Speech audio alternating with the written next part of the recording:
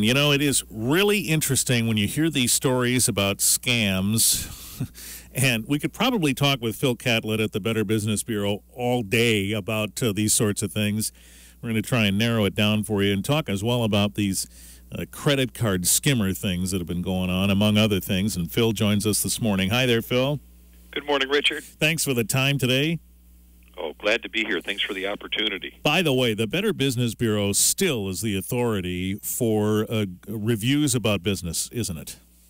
Right. We're growing exponentially, really. I think the Internet has really made our service much more usable by the general public. So when I came to the BBB 4 years ago, I think we provided around 440,000 business reviews to consumers. And last year, I think we did close to 1 million. Oh, my. Yeah, we're growing a lot because as people get used to using the Internet to access information and making buying decisions, or just check out on the background and history of a particular business or a nonprofit, it's a pretty readily available resource. Man, and, you know, when we do business on the Internet, which a lot of us are, sometimes we just can't tell, is this place legit or not? So I imagine that really fuels a lot of your recommendations, too. It does, and and particularly for folks who are more comfortable in a non-techie world, we still get thousands and thousands of phone calls every day from consumers just trying to figure out whether they should trust this particular offer and opportunity. And is it fair to say, and we're going to get to the scams in a second, but is it fair to say that if it sounds weird, it's probably weird? Or yes, okay. So that old adage that if it sounds too good to be true, it probably is. That's still a good judge, huh? It is. Our main phone operator is right across the hall from me here in the office, and each and every day I hear him attempting to convince people not to send money to some scammer because they so much want to believe that this sweepstakes or this loan opportunity or this free money, whatever it is, they want so badly to believe it's true that even when he explains the scam to them and the fact that it's going on everywhere, they're still convinced they need to do it because they think they're going to get the money, and they never do. Oh, man. And so it's the opposite. Sometimes people who have a sense that something isn't right and will ask you, they're out there, but also people who want to believe that stuff, and you have to stop them from believing it. Yes. It's fairly humorous in one way and very sad in another when I listen to the one side of those calls. Oh, my gosh. All right, so now we know more or less what the BBB is all about. When we come back in a second, we'll talk about this gas pump credit card skimmer thing and other scams you should know about and avoid on WBCK. It's 8:13.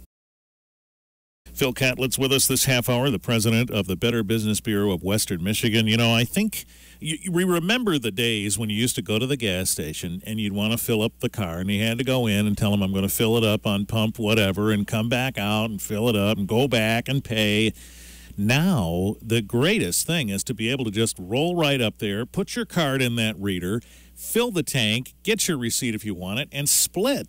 But, of course, with innovation comes scams, and I am just thoroughly impressed, and that's not in a good way, about this credit card skimmer thing that evidently is happening at some gas pumps, Phil. And I think it's going to get worse before it gets better. And the reason I say that is, come October 1, the credit card companies are going to be transferring the obligation for credit card fraud from themselves, because up till now they've been taking care of offsetting all of the lost money from the retailers. But come October 1, in virtually every other business except the gas companies or the fuel companies, gas stations, that obligation is being transferred over to the retailer. And if as of October 1, if the retailer is not using the latest and greatest card processing equipment, which in effect is this chip and pin technology. Yeah. If they're not using that, then the obligation to pay off that fraudulent purchase is going to shift over to the retailer. However, they made a 1-year deferral because of the cost of switching over all these gas pumps. Yeah. They gave them a 1-year deferral. to October of 2016. So you can just imagine where the criminals are going to go where the money is. Yeah. And for the next year, it's going to still be on the banks. So at the gas pump.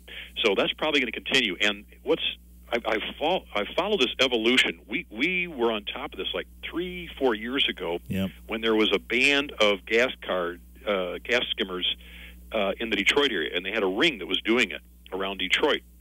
And so we were reporting on that, and there was, I think, 1 or 2 that had come over here, but it wasn't real serious. They were kind of clunky. They were on the outside, and they kind of put them over top of the slot where you stick your card in. Yep.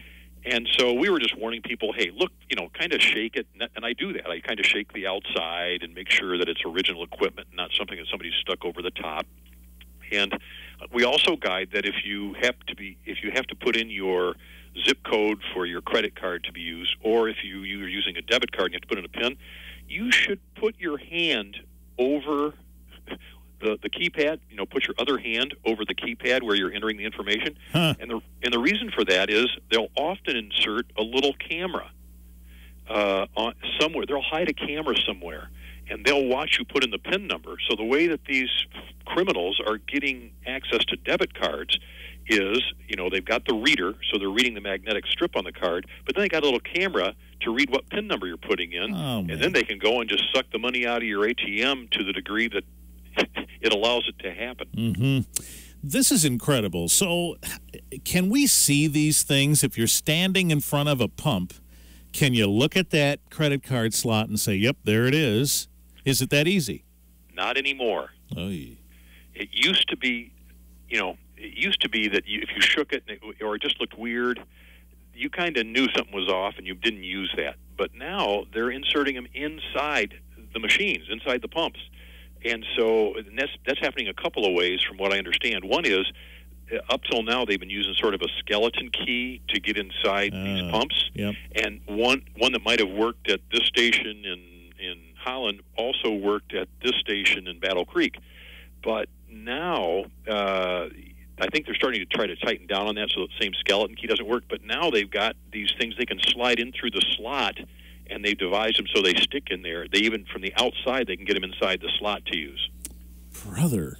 Boy, as we innovate to try and stop this, they innovate to keep going.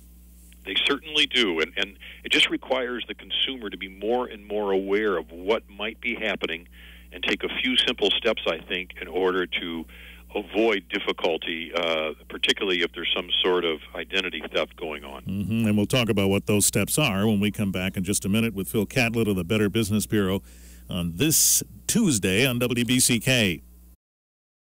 WBCK, Phil Catlett's with us this half hour from the Better Business Bureau of Western Michigan. So now we know we've had our doldrums brought forth by learning about how innovative these credit card skimmers can be and these con artists. So what do we do to try and block what they want, Phil? In the case of gas stations, the easiest solution, it's 5 minutes probably of an inconvenience, but if you have concerns about this, pay inside. It's like the old days. Go in and pay inside. Things that you can do other than that, and that we recommend anyway, in terms of all kinds of identity theft and making sure there are not fraudulent charges, is regularly check your accounts online if you have access to that. Every week or two, check your online debits or withdrawals or charges. Make sure that they're the ones that you have made. And if you are not a techie person and you're not looking at this stuff online, then every month review those when they come in the mail. Review all charges or debits thoroughly to make sure you made those and not someone else. On top of that, there are 4 major credit reporting bureaus: Equifax, Experian, Innovis, and TransUnion. And if you go to annualcreditreport.com or you call them, you're entitled to 1 free credit report per year per person from those. So in our household, and what we recommend to all the folks that we talk to is either go to annualcreditreport.com and get your credit report online, or make the call and they'll mail it to you.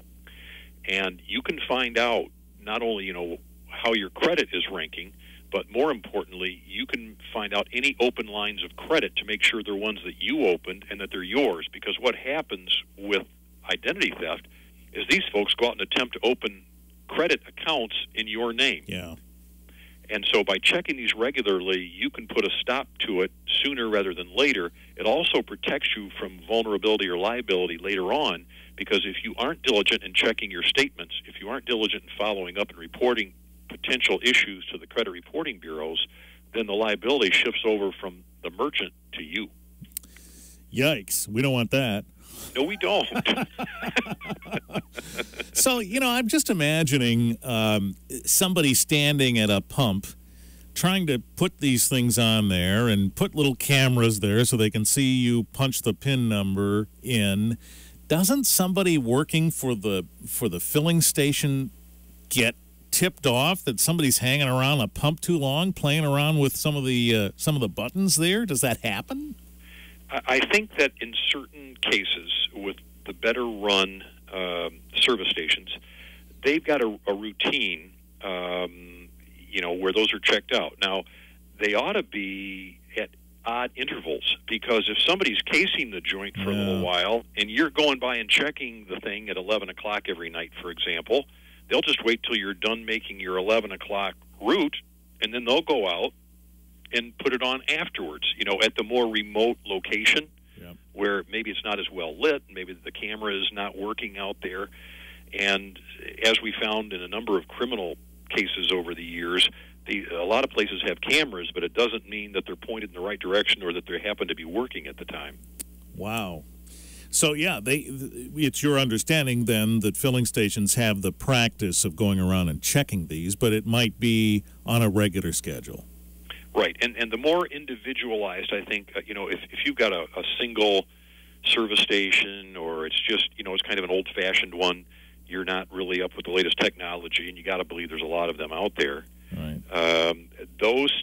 I think there may be locations that aren't as, diligent about this kind of thing as others, and I don't doubt that the folks who put these on kind of look for those that appear to be in a location. And maybe by the look of the whole service station, it looks like that may be a little bit likelier to work for the skimmer than someplace else. They know the signs to look for. Yes. Mm-hmm.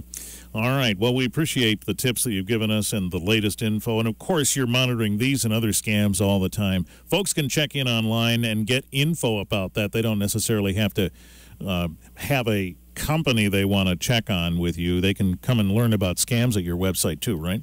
They sure can, and we're really upgrading that whole part of what we're doing at BBB.org, where all 113 Better Business Bureaus across North America are feeding into the system all of the current scams going on. And there's actually a thing called Scam Tracker that's just getting running now, where you'll be able to read about what the latest scams are, how they work, and where they're pretty hot right now. Okay. Well, that will be extremely useful. More so than you are already, so that's terrific. We appreciate the time today, Phil. Thank you. Richard, great to talk with you. Phil Catlett is the president of the Better Business Bureau of Western Michigan.